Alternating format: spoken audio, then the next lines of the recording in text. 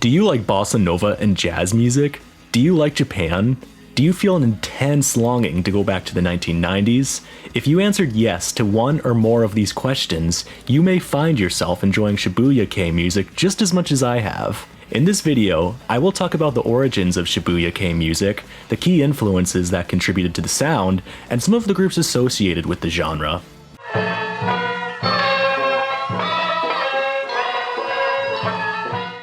To begin, I want to touch on the history of Japan to provide context as to how this genre emerged. I promise it'll be brief and relevant. Going all the way back to the second half of the 1940s, Japan was in a devastated state. Emperor Hirohito surrendered the Japanese military on August 15, 1945, following the Hiroshima and Nagasaki atomic bombings earlier that month. Not only had Japan lost the war, but they were in a state of destitution and had lost a sense of identity and purpose as well.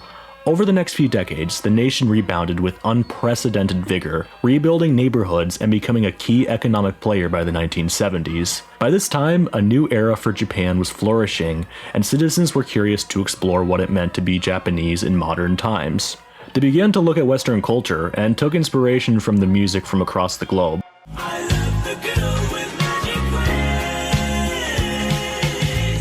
To quote a Drowned Sound article that I will link in the description of this video, quote, "Obsessions with jazz music and French yee-yee began to form in communities of Japanese urbanites with complex musical palettes and far-out postmodernist notions of Japanese identity. One genre of music that emerged from this exploration of Western sound was Citypop music, which reflected urban life and the booming economy in the 1970s and 1980s. However, the first Shibuya-Kei groups didn't emerge until roughly about a decade later.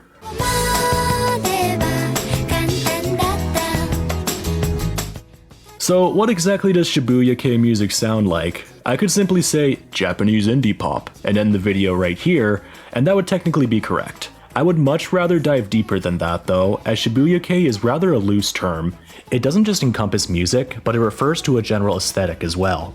It emerged in the Shibuya district of Tokyo, one of the city's 23 municipalities known for its fashion centers and nightlife. Shibuya-Kei translates to Shibuya style in English. In the genre's earliest days, it fused together wall of sound Brian Wilson inspired music along with psychedelic rock, lounge pop, and exotica. The genre took elements of 1960s music and modernized them by mixing in newer sounds of the 1990s, like downtempo, hip-hop, and British Manchester music.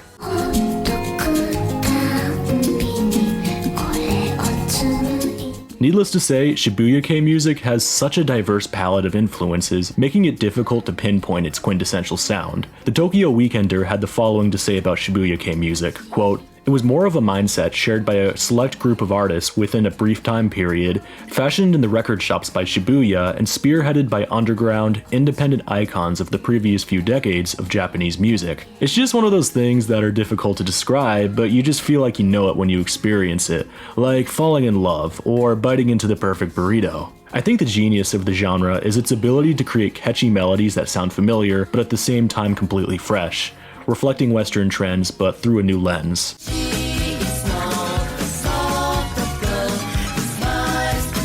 So who was the first Shibuya-Kei music group? Well, you may not be surprised to hear this, but like most other genres of music, this is disputed a little bit. Generally speaking, the title of the first Shibuya-Kei music group is typically considered either Flipper's Guitar or Pizzicato 5.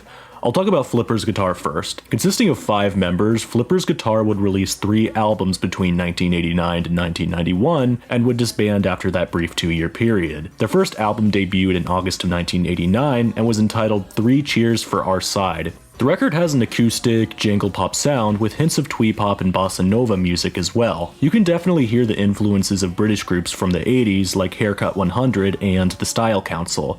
It was sung entirely in English. The record was initially a commercial flop, and 3 of the band members left after its release, leaving behind the duo of Kiego Oyamada and Kenji Ozawa afterwards. Their second album, Camera Talk, follows a similar jangly sound as their debut. The record would be far more successful, with their single Young, Alive, and Love becoming a hit single and the theme song to the drama show Yubiku Boogie. Flipper's Guitar exploded into popularity that year and embarked on their first national tour. They would release their third and final record, Dr. Head's World Tower, in July 1991.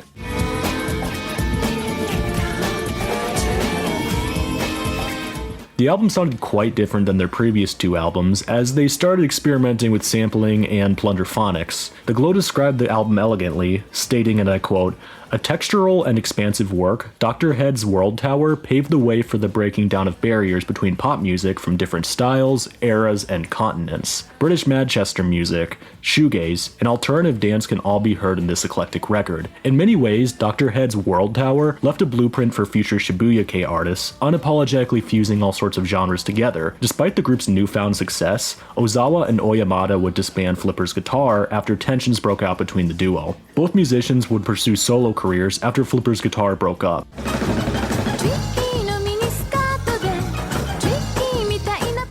Now let's talk about Pizzicato 5. Perhaps one of the most prolific Shibuya-Kei groups in the game, Pizzicato 5 released 13 studio albums over the span of 14 years. Though they formed in 1979, their debut album wouldn't come out until 8 years later. Led by multi-instrumentalist Yasuharu Konishi, the album was entitled Couples, and it had kind of a loungy, bossa nova sound to it. The record was a commercial failure, as were their next few albums. Although these first few studio albums all had the retro sound that would be incorporated into Shibuya-Kei music, they seemed to be missing the modern elements that would help define the genre's sound. However, the band reached a turning point in 1990 when vocalist Maki Nomiya joined the group and sang on their 1991 studio album, This Year's Girl. This record augmented the Pizzicato 5 sound as it maintained the 1960s lounge qualities from their previous records, but also incorporated alternative dance and sampling inspired by hip-hop groups like De La Soul. Their next record was released in 1992, entitled Sweet Pizzicato 5. This record saw further experimentation from the group as they began incorporating house-inspired sound into their music.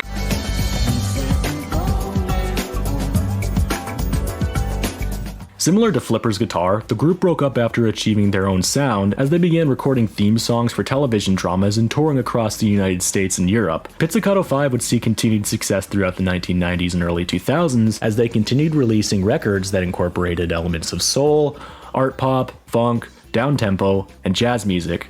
The group would break up in 2001 after releasing their final studio album, Sai La Du Japan.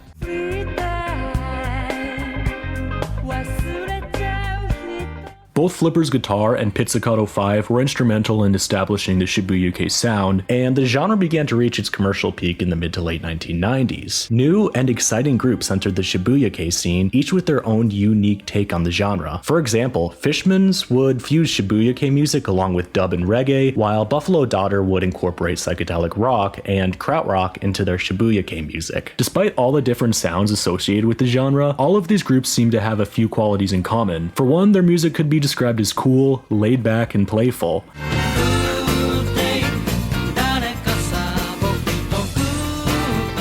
Groups would display a retro-futuristic fashion that would become popular internationally. Japan had a new identity as their music began to sell around the world and Shibuya-Kei groups went on international tours. It wouldn't be until the early 21st century that Japanese groups would move on to different genres. Despite the fact that the genre is no longer in the mainstream, it was successful in showing the world the music Japan had to offer, as the genre continues to be revered as one of the most innovative movements in pop music history.